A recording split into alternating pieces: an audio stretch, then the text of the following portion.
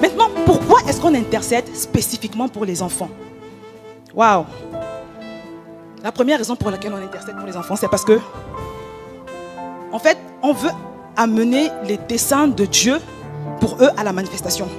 Sachez, mes bien-aimés, que de la même manière que Dieu a un agenda pour tes enfants et mes enfants, Satan aussi a un agenda. C'est triste à dire, mais c'est comme ça. Et il faudrait que nous en soyons conscients. Donc c'est à nous maintenant de payer le prix dans la prière pour amener l'agenda de Dieu. Pour que ce soit l'agenda de Dieu et non pas l'agenda du diable qui se passe dans la vie des enfants. Et vous savez, quand je parle de ça, parfois il y a des gens, quand j'exhorte les gens à prier pour leurs enfants, parfois il y en a qui me disent: oh mais tu sais Josiane, ça va, moi mes enfants ça va, ils sont tranquilles, ils sont cool, ils sont calmes, il n'y a pas de souci, ça va, tout est bon, tout est rose. Mais bien aimés, sachez que rien n'est jamais acquis dans la vie. Rien n'est jamais acquis. Je vais vous partager le témoignage de ma fille, ma deuxième fille. C'était une enfant parfaite. Quand je dis parfaite, je pèse mes mots. Le genre d'enfant que tout le monde rêve d'avoir. Elle était intelligente. Elle était sage. Elle était ingénieuse. C'est le genre d'enfant, des fois tu es coincé, tu ne sais pas quoi faire. Elle va venir te sortir une solution. Tu te dis, mais cet enfant, mais Dieu m'a tellement parlé par son biais. Et ça, dès très petite, même à l'âge de 6 ans, il y avait des moments où cette enfant ouvrait la bouche. Je savais que c'est Dieu qui était en train de me parler. C'était une enfant prodigieuse, brillante. Ah oui, vous pouvez acclamer le Seigneur. Ses maîtresses l'aimaient. Quand elle arrive en 6e, 5e, les choses commencent à changer. À la place des éloges, des félicitations, je commence à recevoir des mots dans le cahier, des coups de fil du prof. Madame, votre fille, ça va pas. Elle parle trop, elle n'écoute pas, elle est têtue. Et moi, j'étais choquée. Je croyais pas, je disais, mais comment ça se fait? Surtout qu'à l'école, quand elle était au primaire, le seul reproche qu'on lui faisait souvent, c'était de ne pas parler. On disait qu'elle est trop timide. Donc, elle arrive en 5e, on me dit qu'elle parle trop. Moi, j'ai dit au prof, je ne comprends pas. C'est pas possible. Et il s'énervait, il me disait, mais madame, je vous dis, faites quelque chose parce que là, ça ne va pas. Et puis un jour, je décide, il me convoque. Et quand je discute avec lui, j'apprends que il m'informe que ma fille s'est relationnée avec une jeune élève donc, qui était considérée comme l'élément perturbateur de la classe. Donc, elle s'est relationnée avec cette fille et il y a eu comme un mauvais transfert. Ça, c'est mon analyse. Toujours est-il que l'enfant n'était plus... Ses résultats avaient fait une chute libre.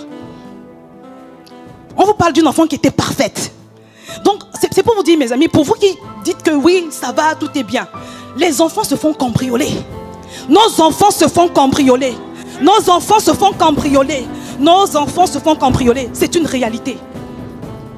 Donc quand nous nous sommes rendus compte de ça, on a commencé à prier, vraiment à combattre. Satan restitue tout ce qui a été volé à l'enfant. Mais la vérité, c'est que c'est mieux de faire ces prières-là par anticipation. C'est plus facile de prier pour maintenir les grâces dans la vie de ton enfant que pour essayer de récupérer après quand Satan est passé par là.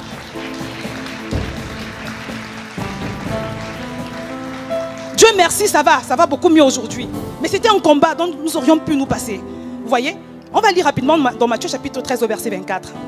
J'insiste dessus parce que beaucoup de parents ne sont pas conscients. Il leur proposa une autre parabole et il dit: le royaume des cieux est semblable à un homme qui a semé une bonne semence dans son champ. Mais pendant que les gens dormaient, son ennemi vint, sema de l'ivraie parmi le blé et s'en alla. Lorsque l'herbe eut poussé et donné du fruit, l'ivraie parut aussi. Les serviteurs du maître de la maison vinrent lui dire: Seigneur, n'as-tu pas semé une bonne semence dans ton champ? D'où vient donc qu'il y a de l'ivraie? Et il leur répondit: c'est un ennemi qui a fait cela. Je voudrais attirer votre attention, mes bien-aimés, sur le fait que on parle d'un voleur qui est venu semer l'ivraie pendant que les gens dormaient. Pendant que les gens dormaient. Mes bien-aimés, pendant que les parents dorment, Satan sème l'ivraie dans les vies des enfants. Satan sème l'ivraie pendant que nous dormons. Donc veillons, soyons des sentinelles dans les vies de nos enfants. Ah non, c'est vital, c'est vital. Je voudrais qu'on voit maintenant comment est-ce qu'on prie. Parce qu'on parle d'intercéder pour nos enfants. Je voudrais qu'on voit comment est-ce qu'on prie pour les enfants. On a dit que la première raison pour laquelle on prie, c'est parce qu'ils se font cambrioler en fait. En fait, Dieu déjà, il veut que ses desseins puissent se manifester dans la vie de ses enfants. Et ça passe par nos prières. La prière est le moyen par lequel nous amenons à la volonté de Dieu à la manifestation. La deuxième raison, c'est qu'ils se font cambrioler. Et la troisième raison, c'est que nos versets bibliques là, quand dans nos enfants, nos discours se heurtent à ce que les enfants peuvent entendre à l'extérieur, que ce soit de la part des enseignants. Plus d'une fois, mes enfants sont rentrés en me disant, une fois par exemple, ma grande fille elle est rentrée du collège, ça c'était à l'époque, en me disant que ils avaient reçu des personnes dans l'école qui leur avaient tenu un discours étrange. Et le discours c'était quoi? Vous pouvez vous masturber, ce n'est pas grave parce que ça vous permet de mieux connaître votre corps, de l'explorer. Et l'IVG, vous y avez droit. Voilà, on est dans un pays de droit, c'est comme ça. Ils leur ont mis beaucoup de choses dans la tête. Vous voyez? C'est à l'école également qu'ils ont des modèles on va dire, de gens qui vivent dans l'impudicité. Ta jeune fille qui est au collège là, toutes ses copines ont des copains. D'accord? Ton fils qui est au collège, tous ses copains ont des copines. Et parfois ils sont entourés de gens qui fument, des gens qui sont dans la pornographie. Et parfois on leur envoie les liens même. D'accord? C'est pour ça que j'ai dit pas de téléphone avant. Pour moi, c'est pas de téléphone avant 11 ans. Alors s'il faut absolument donner un téléphone à son enfant, faut pas qu'il y ait Internet sur le téléphone. Parce que la pornographie est un fléau. Tu sais quand l'enfant entre dedans, mais tu sais pas quand il en sort. Donc je vous assure, on va avoir des ateliers là-dessus. Parce que c'est des... Non mais, c'est terrible. Donc la raison pour laquelle nous intercédons, c'est parce que nous sommes obligés d'engager la force de la prière.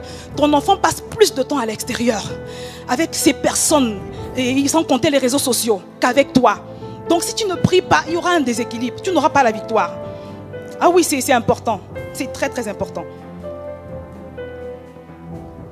Tu intercèdes aussi parce que quand tu pries, le Seigneur te montre des choses cachées. Il te montre beaucoup de choses cachées concernant la vie de tes enfants. Des fois, il va te donner des directives. Il va te donner des directives quand tu ne sais plus quoi faire par rapport à un défi que ton enfant traverse. Amen. Maintenant, à quelle fréquence, quand on parle de prier pour les enfants, quelle est la fréquence? Quelle est la fréquence? On prie constamment. Quand on parle d'intercession, on va lire un verset. C'est important parce que c'est... Voilà, on va lire un verset qui l'illustre très bien. Ésaïe chapitre 62. Pour l'amour de Sion, je ne me tairai point. Pour l'amour de Jérusalem, je ne prendrai point de repos, jusqu'à ce que son salut paraisse comme l'aurore et sa délivrance comme un flambeau qui s'allume. Sur tes murs, Jérusalem, j'ai placé des gardes. Ça, c'est le verset 6. Là, je suis au verset 6. Sur tes murs, Jérusalem, j'ai placé des gardes. Ils ne se tairont ni jour ni nuit. Vous qui la rappelez au souvenir de l'Éternel, point de repos pour vous. Et ne lui laissez aucun relâche jusqu'à ce qu'il rétablisse Jérusalem et la rende glorieuse sur terre. Voilà. Donc en fait, un intercesseur, c'est quelqu'un qui ne se relâche pas. C'est quelqu'un qui veille. C'est quelqu'un qui importune sans cesse le Seigneur. Donc c'est un travail constant. Voilà. Je vais partager un témoignage. Je vais partager plusieurs témoignages avec le temps qui nous reste. Et quand on parle d'intercéder pour ses enfants, il faut aussi savoir à quel moment. Ce n'est pas quand ils sont déjà nés. Hein. L'intercession pour les enfants commence avant. Avant même leur conception. C'est très important ce que je vous dis. Moi, c'est des choses que moi j'aurais aimé savoir. Et là, je m'adresse à une jeune fille. Peut-être que tu n'es pas encore mariée. Peut-être que tu n'as même pas encore trouvé de fiancé. Mais écoute très bien. L'intercession commence avant même de concevoir l'enfant dans ton ventre. L'intercession commence avant la conception de l'enfant. L'intercession commence avant la conception de l'enfant.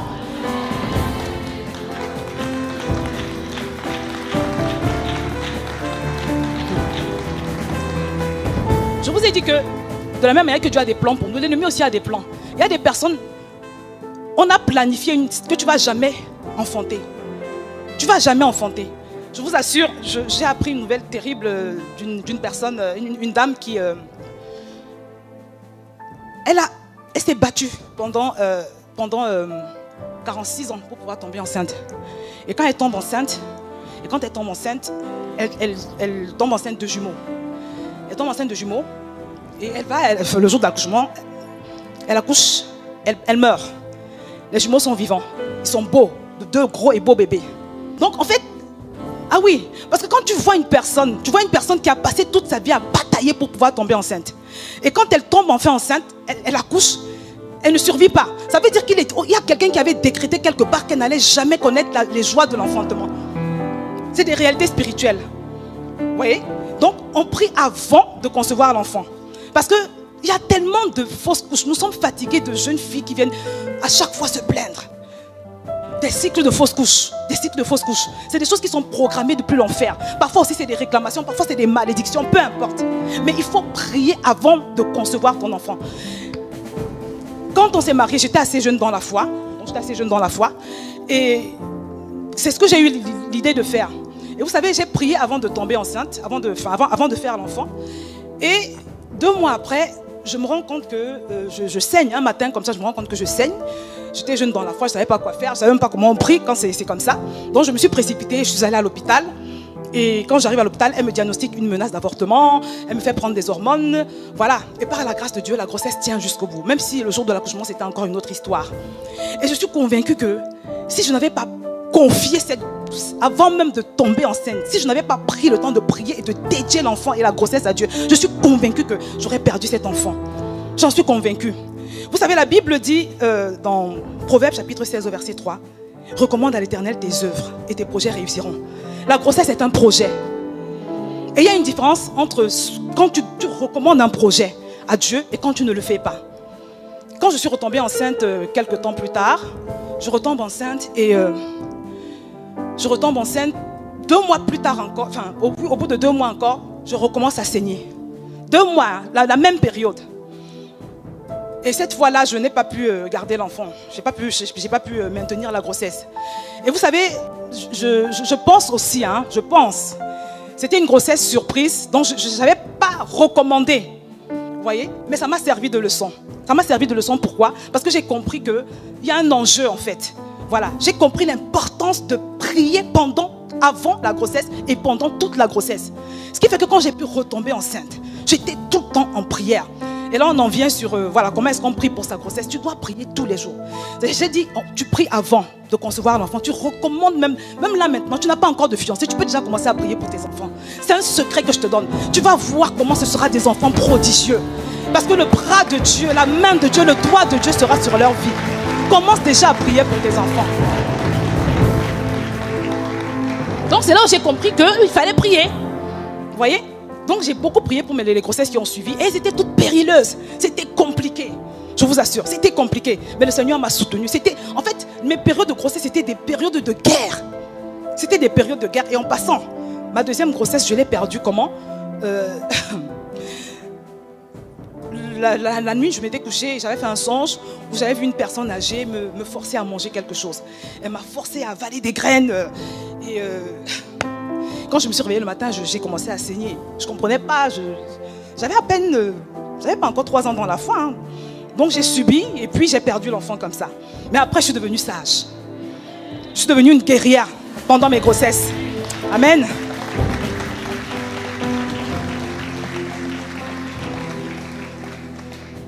J'ai dit, on prie avant la grossesse, on prie pendant la grossesse. Tous les jours, tu poses ta main sur ton ventre, tu plaides le sang de Jésus sur l'enfant. Tu l'entoures d'une muraille de feu du Saint-Esprit. Tu déclares qu'il vivra, il ne mourra pas. Tu déclares que ce sera un serviteur de Dieu. Tu déclares toutes sortes de bonnes paroles sur ta grossesse. Parce que je vous assure, vous n'avez pas idée. Ah oui, vous n'avez pas idée du nombre d'enfants qui sont attaqués depuis le ventre. Vous n'avez pas idée. Pour l'une de mes grossesses, la grossesse de mon fils, je crois, je me rappelle que j'avais reçu une injection dans le ventre. Bon, en rêve, toujours en rêve. J'avais reçu une injection dans le ventre. Et la grossesse était très compliquée. L'accouchement était compliqué. On va en parler tout à l'heure. Donc c'est très important. Avant la prière, pendant la prière. Et même le jour de l'accouchement. Le jour de l'accouchement, il faut que ton mari soit là comme mon mari. Je rends grâce à Dieu pour la vie de mon mari. Il était présent à tous mes accouchements. À tous mes accouchements. Il jouait le rôle de sentinelle. Je vous assure. Sinon, je pense que je les aurais tous perdus. Sinon, je pense que je les aurais tous. Parce que je vous assure, c'était un combat. C'était une lutte. C'était une guerre à chaque fois. Et vous savez, quand une femme accouche, elle n'a pas... L'accouchement fait mal. Donc, tu n'as pas la force de prier. Tu ne penses même pas à prier. Tu es dans ta douleur qui te coupe le souffle là. Amen. Donc, il faut que ton mari soit là. Et si tu n'as pas de mari, trouve-toi une personne, une intercesseuse, une sentinelle. Rappelez-vous l'histoire de cette femme qui est morte bêtement. Elle a laissé des jumeaux. C'est périlleux. Et des fois, il y a des esprits qui parlent, il y a des hôtels qui parlent contre les gens. Donc, c'est toujours un moment délicat. Amen. C'est très important. C'est très important. Et tu dois prier. Une fois que l'enfant est né également, tu dois continuer. En fait, c'est une prière qui dure toute la vie. C'est une prière qui dure toute la vie. Et tu dois faire toutes sortes de prières. La Bible dit en Éphésiens chapitre 6 au verset 18. Là, on est sur le comment prier et quels sont les types de prières. Tu dois faire toutes sortes de prières. Tu dois élever des prières de supplication, voilà, d'autorité, faire des proclamations. Moi, personnellement, je proclame tous les matins et tous les midis sur la vie de mes enfants. Je proclame, je déclare, j'appelle les noms de mes enfants. Le matin avant l'aurore, tous les jours que Dieu fait, en fonction de leurs défis. Et je prie pour tous les compartiments de leur vie. Il n'y a pas un jour où je ne prie pas pour eux. Il n'y a pas un jour. Ah oui, c'est ce que tu dois faire. C'est très important. Tu pries en fonction de leurs défis. Et je voudrais vraiment qu'on voit l'importance de prier, de payer le prix dans la prière pour un enfant, enfin, les conséquences que ça peut avoir. Et je voudrais rapidement partager le témoignage de mon fils, parce que c'est un témoignage qui m'a marqué. Quand il est né, déjà l'accouchement était compliqué. Je crois que c'est pendant sa grossesse que j'ai reçu l'injection dans le ventre. J'étais tout le temps fatiguée, je sentais qu'il y avait quelque chose dans l'air. C'était compliqué. Et quand j'arrive, le jour de l'accouchement, je ne peux pas expliquer ce qui s'est passé. L'enfant ne descendait pas et l'infirmière ne comprenait pas. En fait, c'est un cas qui nécessitait une césarienne en fait. Mais malheureusement, le médecin n'était pas disponible parce qu'il était en train de faire une césarienne sur une autre patiente. Donc la sage-femme s'est battue, elle a tout fait, mais l'enfant ne descendait pas. À un moment donné, je n'avais plus la force. Je n'avais plus la force de pousser. Et je vous assure que c'est là où j'ai compris comment on peut perdre la vie. Parce que je n'avais plus on me disait de pousser, mais je ne sentais plus mon corps, je ne sentais plus mes muscles. Et j'ai vu que la sage-femme était en panique. Donc, à un moment donné, elle appelle mon mari, qui était en train de prier. Elle appelle mon mari et sa collègue infirmière. Et toutes les trois, elles ont exercé une pression sur mon ventre, très forte. Et c'est là où l'enfant sort, mais malheureusement, quand il sort, on se rend compte qu'il a le cordon ombilical autour du cou. Donc, il est sorti, il était complètement inanimé. Complètement inanimé. Elle prend l'enfant, elle se saisit de l'enfant et court pour le réanimer. Je parle de Daniel, hein, le dernier. Et je vous assure que pour couper court, quand j'ai revu l'enfant, le spectacle était, c'est-à-dire il était dans un état que j'ai du mal à exprimer. Il avait du sang dans les yeux, il avait un bras cassé, il avait une jambe cassée. J'ai demandé au docteur, mais pourquoi il est comme ça? Pourquoi il est dans cet état? Le docteur me dit que non, c'est parce que c'est l'effet de l'étranglement du cordon ombilical. Bref, Satan avait planifié, je suis convaincu que Satan avait planifié sa destruction. Il ne devait pas vivre. Et en passant, quand l'infirmière me l'a ramené, elle me dit, madame, en pleurant, elle pleurait, elle était en larmes. Elle me dit, madame, je ne pensais pas que j'allais le sortir vivant. Je ne pensais pas que j'allais le sortir vivant. C'était une femme d'un certain âge. Donc je pense qu'elle avait quand même un peu d'expérience. Et elle avait l'habitude de voir que dans ce type de circonstances, en général, l'enfant ne survit pas.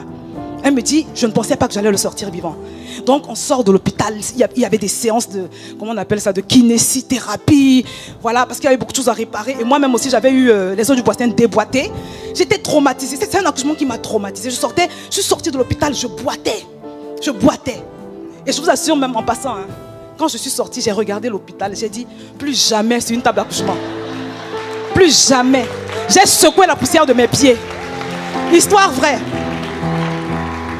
Ah non, c'est un accouchement qui m'a traumatisée. Et pendant 2 ans, quand je croisais une femme enceinte en route, j'avais froid dans le dos. Je ne pouvais pas regarder une femme enceinte. Je ne pouvais pas. Non, mais c'était compliqué. Ah. Et ce n'est pas la fin de l'histoire. Parce que quand l'enfant grandit, je me rends compte qu'il est différent de ses sœurs. Il est différent de ses sœurs. Il a parlé tard. Il a marché tard. Vraiment, tout était compliqué. Et puis, il était très colérique aussi. Bon, bref, c'était pas facile. Et très tôt, à l'école, ils ont commencé à nous faire des remarques, à nous dire, voilà, votre fils, ça va pas, il y a un souci. Peut-être va falloir le mettre en école spécialisée parce qu'il ne suit pas. Il a consulté beaucoup de spécialistes, les orthophonistes. À un moment donné, on lui a prescrit de grosses loupes comme ça parce qu'on pensait que c'était un problème de vue. Et puis non, finalement, c'était pas la vue. Bref, c'était compliqué. Et à côté de cela, les enseignants se plaignaient de ce qu'il n'était pas, sage. Il était assez agité. Vous voyez? Donc, on avait beaucoup de remarques. C'était compliqué. À un moment donné, on a commencé à prier. On a décidé de prier. Tous les soirs, nous étions dans sa chambre, avec l'huile sainte sur sa tête, en train de proclamer, tu n'es pas idiot, tu n'es pas bête, tu n'échoueras pas, tu réussiras. On déclarait sur sa vie, on déclarait, tu n'échoueras pas, tu n'es pas un échec, tu n'es pas un enfant médiocre, l'enfant médiocre que les gens disent. Donc c'était des prières. Je vous assure. Et pour couper court, parce qu'on n'a pas beaucoup de temps, à un moment donné, et il était tellement compliqué que petite anecdote, je me rappelle que... Parce que je vous dis, il y avait l'aspect de ses difficultés scolaires, le retard qu'il avait. Il y avait aussi son comportement. Donc c'était la totale. Au point où sa maîtresse avait interdit à Daniel de fréquenter... parce que son meilleur ami était l'enfant de la maîtresse. Voilà. Donc la maîtresse, à un moment donné, elle a dit à son fils, je ne veux plus que tu traînes avec cet enfant parce qu'il va te détourner. Et Daniel était triste. Je me rappelle ce jour, il est rentré à la maison, il me dit, tu te rends compte, elle m'interdit de fréquenter, voilà. Hein, c'était son meilleur ami. Ils ont continué à se voir en cachette, en passant. Donc vraiment, c'était pas simple.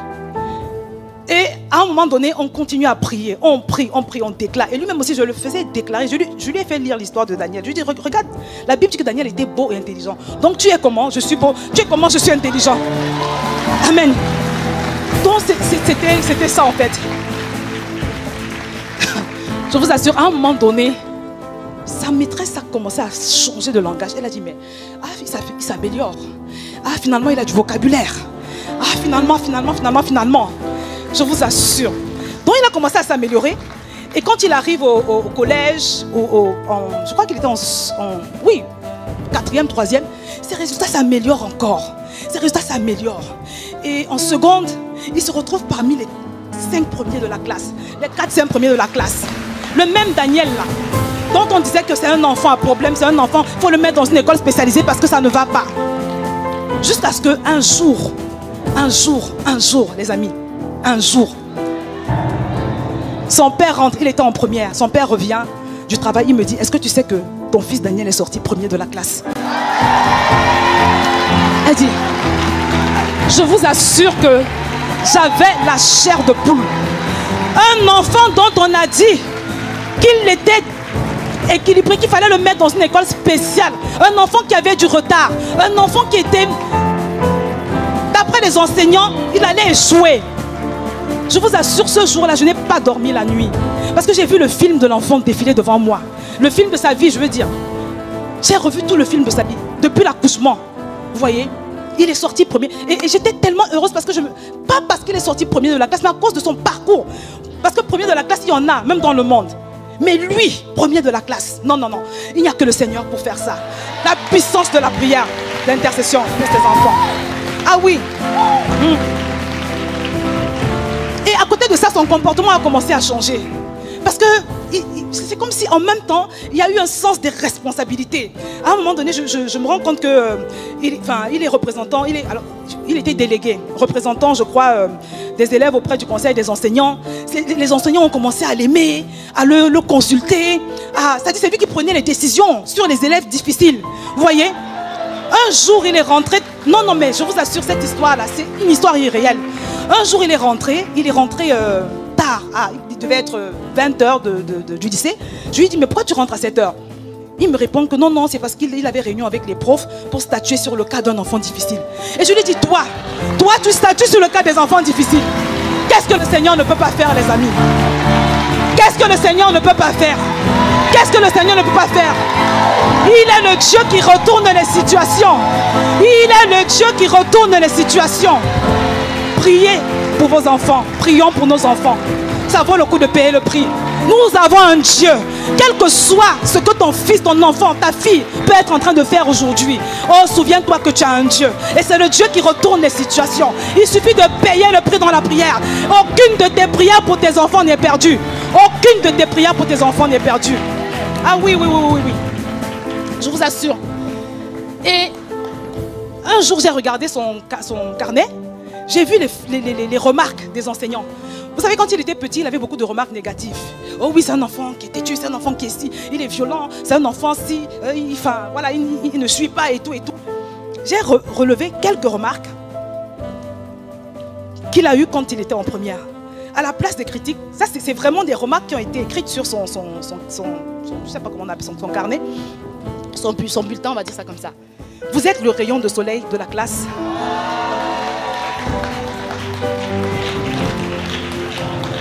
Vous jouez un rôle moteur pour le cours. Les réflexions de Daniel sont toujours riches et pertinentes et font avancer la classe. Je vous assure. La phrase qui revenait toujours, c'était que que c'est l'élément central de la classe. Et moi je me disais, c'est à quel moment qu'il est devenu l'élément central de la classe? C'est à quel moment qu'il est devenu le rayon de soleil? C'est à quel moment que cet enfant dont la maîtresse avait interdit à son fils de le fréquenter est devenu tout ça? Je vous assure. Non, mais ses profs étaient devenus fiers de lui et de le mettre en avant. Et c'était une référence citée dans le lycée, je vous assure. Et anecdote, vous savez, je vous ai dit que la mère de son meilleur ami lui avait interdit de le fréquenter. Un jour, à la maison, je suis chez moi, je me rends compte qu'elle a fait, parce qu'on avait déménagé entre-temps, hein, on est allé habiter à 1h30, de là où on habitait à l'époque. Je me rends compte qu'elle a fait tout le trajet de là où on habitait avant, 1h30 de route, pour amener son fils à la maison pour voir Daniel. Le même dont elle disait qu'elle ne veut pas qu'il se fréquente. Quand Dieu change ton histoire, les personnes qui te méprisaient, les personnes qui t'avaient classé, oh, commencent à te poursuivre. Elle commence à te suivre. Elle a pris sa voiture. Elle a pris sa voiture elle-même. Elle a fait 1h30 de trajet. Parce qu'il fallait que son fils rencontre Daniel. Daniel était devenu une référence. Daniel était devenu un modèle.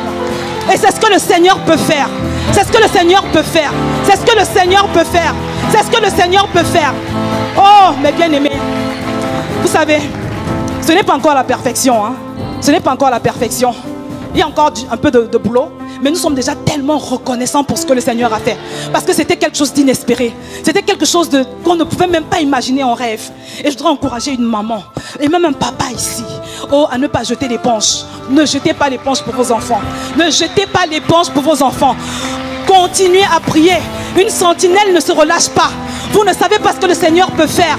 Vous ne savez pas ce que le Seigneur peut faire. Aucune de vos prières n'est perdue. Pendant que tu pries, il y a une coupe qui se remplit dans le ciel. Il y a une coupe qui se remplit dans le ciel. Tu ne sais pas à quel niveau la coupe est déjà. Tu ne sais pas, tu ne sais. Donc ne t'arrête pas de prier. Oh, persévère, pousse. Fais toutes sortes de prières pour ton enfant. Le Seigneur va te surprendre. Le Seigneur va te surprendre. Oh, soyons des mères sentinelles. Soyons des mères sentinelles. Est-ce qu'on peut acclamer? Est-ce qu'on peut acclamer pour ce Dieu-là?